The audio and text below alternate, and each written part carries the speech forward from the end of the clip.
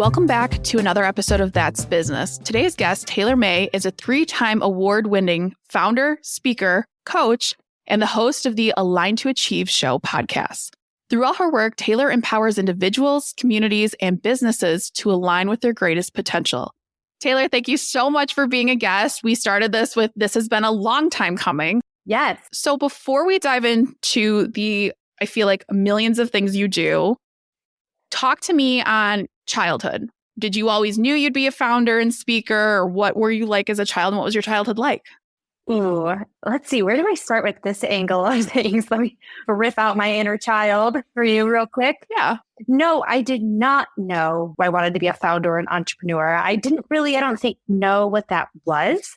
But I have a memory of being in first grade. You know how your brain just remembers random childhood thoughts, and literally having the thought of, I think I heard like people were talking about it in a classroom, and they were like, I want to be a doctor. I want to be, and I remember being like, wow, I really don't know what I want to be, but I'll figure it out. Like, cause I was like, do I want to be a teacher?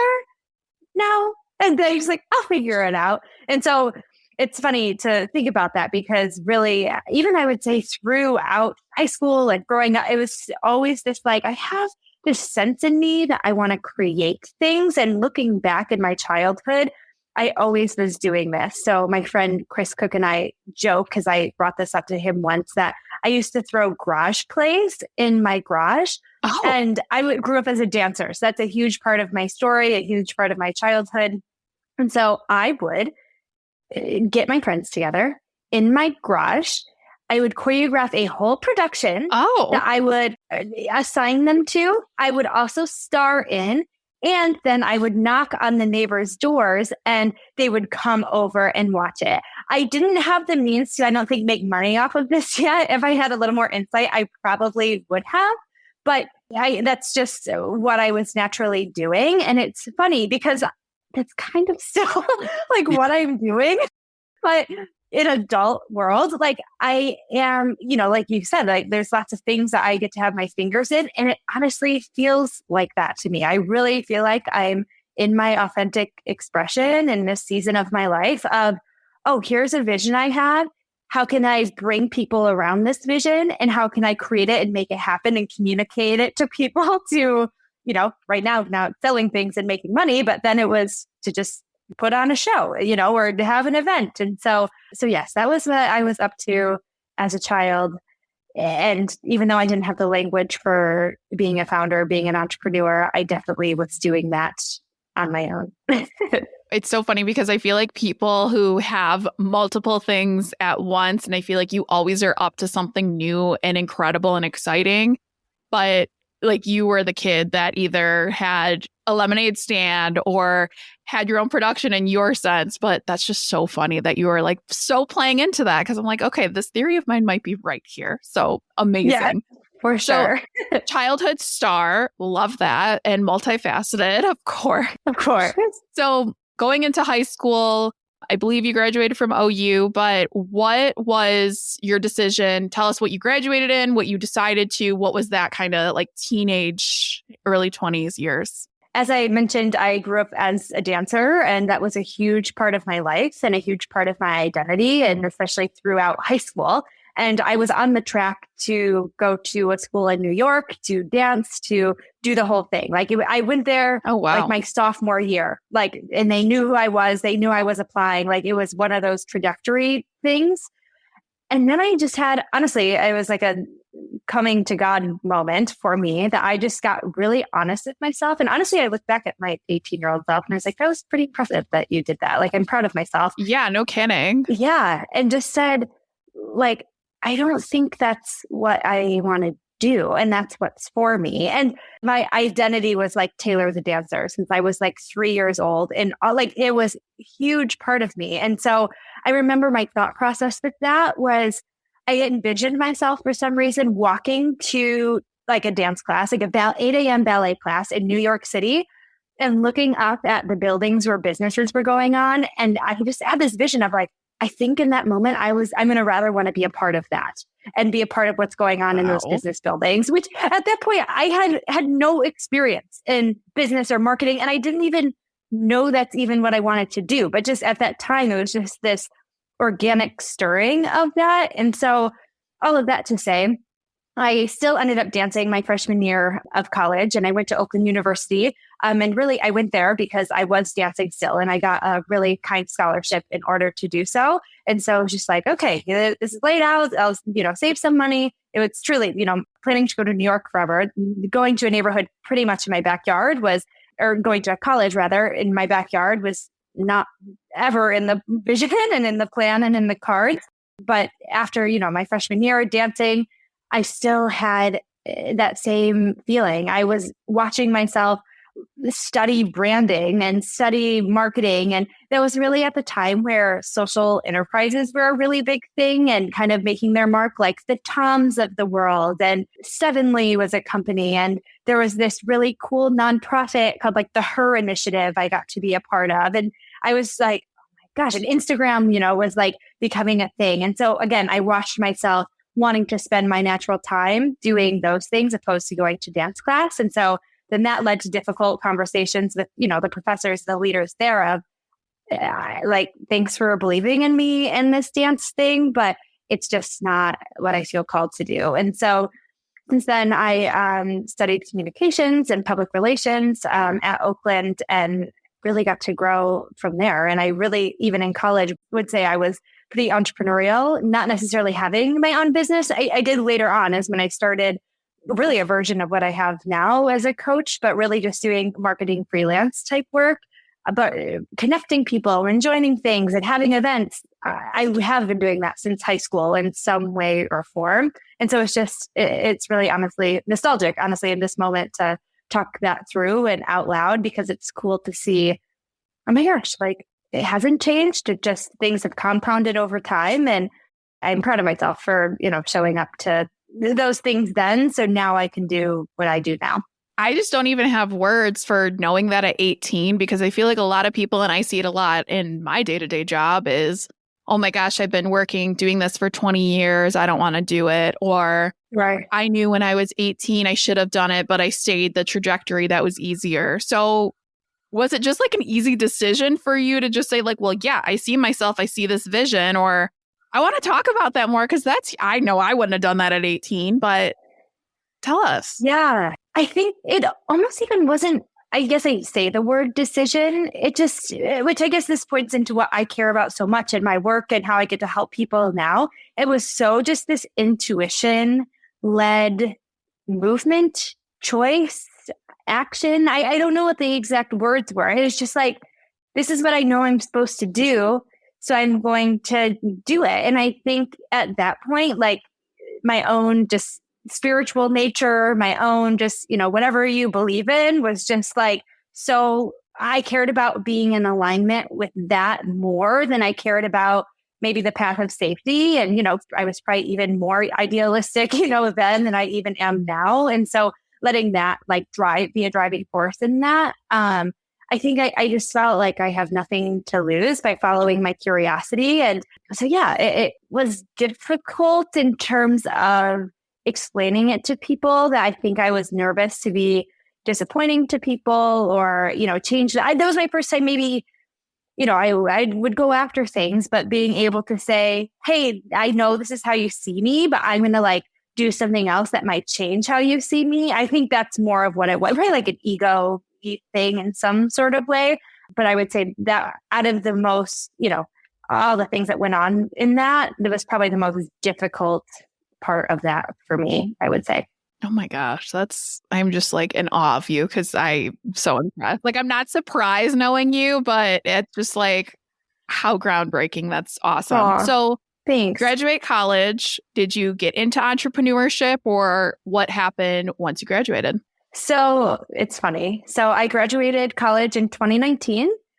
And I got to be a part of this really great fellowship program in Detroit, where I got to have my first job at a marketing agency downtown. It was an hour from my house at the time. And so It's again funny to look back at because outside of going to the actual agency job, 4 days a week, at the end of the week, we got to go to Tech Town, if people know what Tech Town is, and work with different nonprofits and work with the Detroit, scene of like leaders and things like that. That's still what I'm doing now. Like so many of the introductions I made at that time are still in play of what I'm doing now. But I'll just say, I also, as I mentioned, was doing that marketing freelance type work at the time. And I only lasted a few months in it because I had already been doing, a higher-ish level, for small business marketing work since, the middle of college.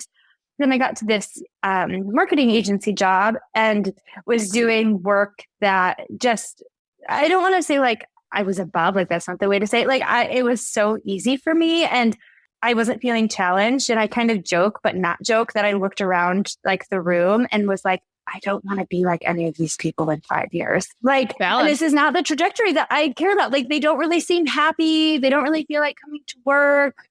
I'm, 21 years old. I can do literally whatever I want. And so again, the drive was like really awful from where I was living at the time. And so I was like, okay, forget this. Like, I'm just going to like go in all on this and try to figure it out and go from there. Grateful I did in hindsight since the pandemic hit and was already, in these online communities and meeting these people and networking on my own and truly making it. It's so crazy to think about. Like, I just was like, I don't know, I'll figure it out. And so just really was doing that. And again, that work I was doing then, even though at this point in time, I'm not necessarily doing the execution point of work for marketing. I'm in more of that strategist coaching role opposed to like running people's social media pages like I was doing a lot then. It's still like the similar principles. And so, that's the windy post-college journey for me. So I'm going to let you lead on this question. There's no right answer, Great. but because you have so much to talk about of the multiple things you founded, your podcasts and everything. So what was your first venture you did, or not even first venture, but what you're up to now, I would say, because we could talk about that, I feel like, for an hour. So how did you kind of like come to terms with like, oh, I'm going to start my own business? You started it in kind of those years, pandemic, and walk us through all that. Yeah. So I separate things in buckets is how I think about them. And it's funny because I think I'm noticing, in people's response to me lately, honestly, have been, wow, you're up to a lot of things, which has been like, oh, funny. Like, how it's funny when you like realize how you're being perceived. It's Yes. like, oh, weird. Like, I guess I am. Great. And so all that to say, for me and my own experience of me and my work right now, yes, there's a lot of things. Yes, there's multiple categories, but they are all interconnected for me. They are all leverage tools for one another that are helping each other grow. And so kind of if I'm going to zoom out of what like that spider web looks like right now, my primary work right now is, like I mentioned, as like a coach and a business strategist. I joke if a life coach and a business strategist had a baby, you get me. I like that. It's super fun. And so I got to take my marketing experience. Plus, I grew up in the home of a therapist. And so I think I have a natural bend toward the type of life coaching work naturally. And really get to help people through the power of leading with their own authenticity, grow their business. And so it is such a joy to be able to do that. And so that is where my primary work is. It's called Align to Achieve. And that's where my new podcast, the relaunch of my podcast, comes out of that container. And so super cool with that. Second, I also run something called the Referral Circle, which I am a co-founder of alongside my co-founder, Dara Brusteed, who is actually in Atlanta. And this is something that we have gotten off the ground in this past year. And the Referral Circle is essentially a way for service-based business owners to come together through the power of relationships and exchange business with one another and make each other a lot of money. And so we have been in a beta test phase this past year, but as she comes back from her maternity leave this spring, we are taking it up a notch and letting the public in. Been invite only so far and making it happen. But so far to see people just like authentically reach new levels of success in their business. And these are really high level people. So to see like, oh, this is working and this is effective has been so rewarding and so cool. And so I spend my time doing that. as well as I'm also the host of Creative Mornings Detroit. And Creative Mornings is a organization that was started in New York City in I think it's 2008. It's either 2008 or 2011. I always forget. And it's a worldwide organization now that once a month, creatives in a city come together for free coffee, free gathering, an inspiring speaker. And it's just a way to build connections. And so I get to be a part of, we just hosted that at the beginning of the year, launched that rather at the beginning of the year this year. And we've only had 2 so far. And especially the last one, the first one was great too, but the second one in February was magic. I found to be a part of a lot of events, but there was something electric going on in that room. Just the connections, just the enthusiasm of people was so freaking cool. And so March 15th, I don't know when this comes out, is the next one. Usually the third Fridays of the month are when those take place. And so, those take place in something called the Galleria Ideation Orange, which is a new AVEN venue in Metro Detroit. And so that's the zoom out a little bit of all the things going on. But it's the through line, I think, of all of them is helping people grow in who they are as individuals, helping them grow, start, or scale their business, and helping them connect to other people as a part of that growth journey. So it's a joy to get to do. How do you balance it all? You have so many things. How do you balance that was 4 or 5 things you just brought up. So how do you balance it all, even though they all are interconnected, like you said? And I understand that I'm like, yeah, the podcast makes sense. And going to networking groups makes sense. And this makes sense. And I feel like people outside of entrepreneurship are like, what is wrong with you? Like, how do you do this? Do you sleep? I don't know if you get that a lot, but that's always the one. Oh, yeah. I did get too. And before you answer that, I have heard, and I couldn't go to the February one. I think I had a presentation or something and I couldn't go, but there has been so much buzz around this. So I think I can go to the next one, which I'm thrilled about. But yeah, I didn't realize it just launched. That's huge that you're already creating this buzz around here about it. So cool. That makes me so glad to hear. The best thing that I've heard from that, which is how I've started the top of the event every month so far and plan to, is the goal of this meeting or this gathering is to connect with someone else afterwards and get a coffee with someone. That is your goal of being here. And I've heard people have done that. Oh my gosh, Taylor, I met this other person at Creative Mornings. We got coffee and I think we're friends for life. Genuine, beautiful. And that is just oh, I can cry. That is just music to my ear. So it's been super, super cool with that. But going back to your previous question of balancing it all, I wouldn't say balance is a word that resonates with me. I feel everything is just integrated, my personal life and my professional life so are intertwined. And I love my professional life the same way I love the things in my personal life. So I think I lean into the skills. I think of time management, but especially energy management, of knowing, okay, this is going to take this. And it's a puzzle piece for me, or a puzzle as I put things together. And each week looks different because some weeks one of those entities require more time and energy than the other. And so I'm really aware of that. My calendar is everything, on a very practical line of things. If it's not on the calendar, it's not going to happen. My Notion as notes are very organized. And so I'm organized. That's really how I do it. And I will give myself the credit. I'm definitely an efficient and a fast worker. I just did or was a part of the Strength Finders training, and being strategic and an activator are my top 2. And so that activator is I just get it done. And I always describe that as working in sprints. And so on my to-do list, it's how can I maybe smash out 3 things that might take other people a week or 2 weeks, but I'm going to do them in a half hour and just get it done.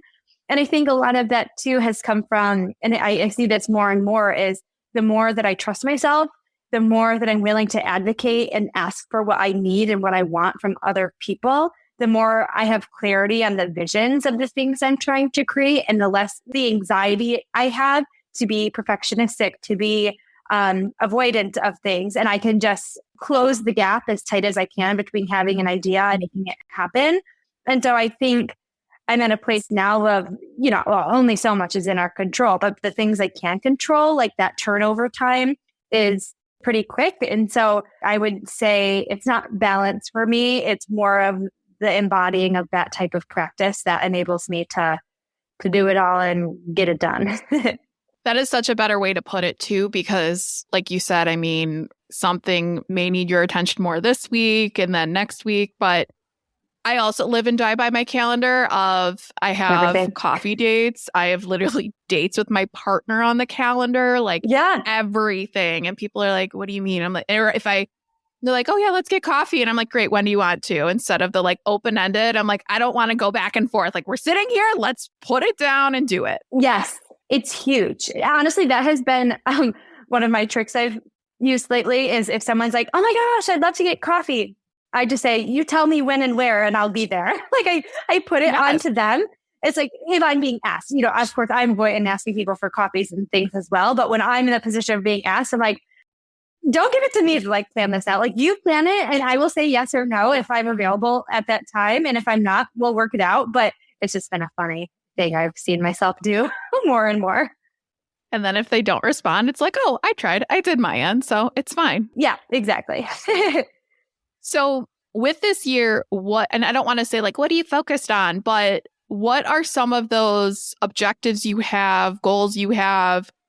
I mean, the fact of what you do is being so authentic and bringing people together, building communities and just like really being badass. What are some of those goals or where you'd like to take the podcast, your business and creative mornings and everything that you're doing? Yeah. I mean, I have next to in my organized Notion notes, I have, financial goals tied to each of those. I have, things that I want to see happen. But I would say it's not even like those drive me, like the bigger vision drives me. But this is, on that kind of authenticity spiel. There's more so like a focus of the energy I feel called to embody this year and this season. This is always not talked about, I feel like, in business, especially with sales and things like that in our business. Only so much is in our control. Like we can hypothesize the things that are going to work in order to get a result, but we are actually not in control of the result. And that is something that I've also grown into lately of, okay, I want to see this many people at Creative Mornings, for example. And it's like, I can hypothesize that if I send out 2 email blasts, if I post this on Instagram, if I do this, I can get there. But that's all I can do is show up to the things. And so while I have, those ideal goals and objectives for each of those, I'm more so focused on like, what are the tasks that I hypothesize are required to make those things happen? What is the energy I want to bring to those? And so I would say, just speaking highly, like the energy as, the beginning of this year started that was really resonating with me was an energy of leadership. And it was like an interesting one to kind of pop up in my heart. I was like, leadership. I was like, what does that like mean? What is that like? I don't know. Like it took me a second to wrestle with what that meant as it was kind of exposing itself to me. But I think what it means to me, at least right now, today in this season, is moving out of kind of that like early 20s, like, okay, I gotta hustle and make it happen and just do it by myself and blah, blah, blah, to instead maturing to a new place of being a leader that grows things that are bigger than myself. And whether that requires leading teams of people, that requires collaboration. I'm done of like the, oh, I'm just in the weeds. Of course, everything requires in the weeds tasks. And I'm more than happy to do that. Like it's impossible to escape that. But it's an energy more than anything and being, just moving through the world in that way. So in all of those things, that feels, what I'm planning and I'm trying to embody, through all of those endeavors. That's incredible. And if you haven't met Taylor and you're listening to this, you are just like, you're always positive, I feel. And I'm sure you have the days as all entrepreneurs where you have imposter syndrome or just like, oh my gosh, yeah. I've seen you stressed. I've seen you in many different lights, but you are one that any conversation I have with you, like, I feel like I leave energized and in a better mood. So how do you keep that up on those like days where you're like, oh my gosh, I can't do this. Like, this is stressful, but showing up as yourself every day? Well, and thank you. That's really meaningful to me that you say those kind words. But two, showing up, I think when I lean into it, I think I used to like avoid it, but now I've really gotten the practice of getting quiet and really grounding of like, what the F is going on with you? And because like, I think I'm at a point now that I can see like almost like a T chart. Like here are things that are truths and here are things that are stories or that are lies that you're telling yourself. And if we're, leaning into the imposter syndrome thing, I think it's finding like, what is the story and the lie that I'm telling myself that's making me feel this way?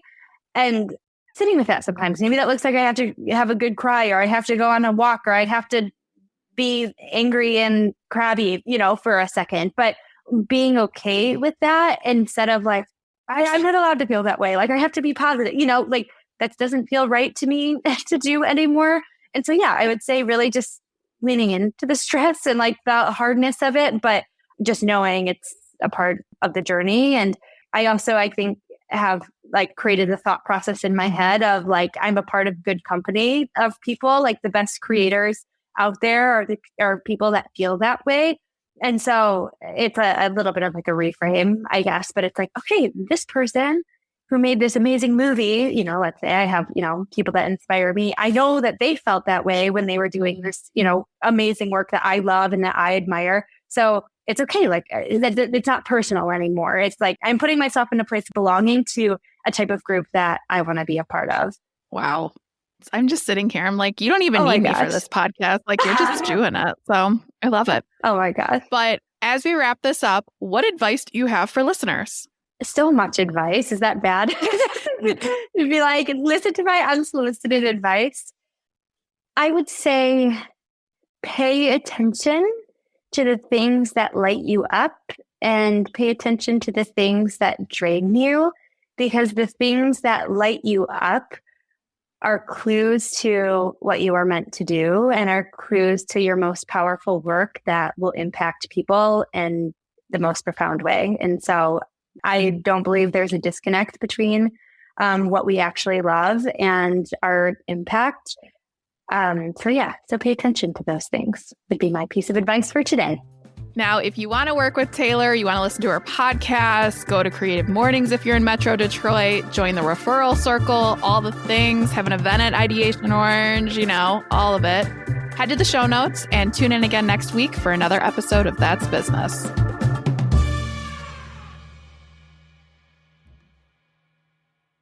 If you're looking for a career change and you're not sure where to start, the Resume Rescue can help. Sure, there's no such thing as the perfect fit for everyone, but here at the Resume Rescue, we're on a mission to find the perfect solution for you.